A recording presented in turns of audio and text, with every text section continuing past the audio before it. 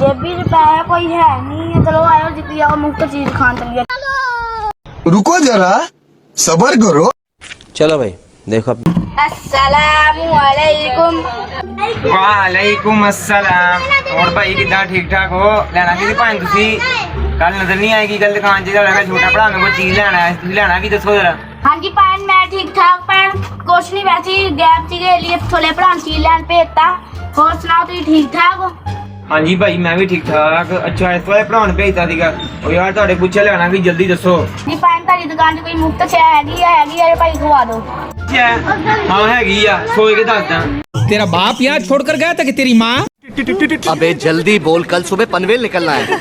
अच्छा यार मुफ्त ਦੀ ਸ਼ੈ ਪਤਾ ਮੈਨੂੰ ਕੀ ਆ ਮੁਫਤ ਦਾ ਨਾ ਮੈਂ ਤੈਨੂੰ ਮਸ਼ਵਰਾ ਦੇ ਸਕਦਾ ਵਾਂ ਤੂੰ ਆਰਾਮ ਨਾਲ ਨਿਕਲ ਜਾ ਨੀਵਾਂ ਨੀਵਾਂ ਹੋ ਕੇ ਮੇਰੀ ਦੁਕਾਨ ਚੋਂ।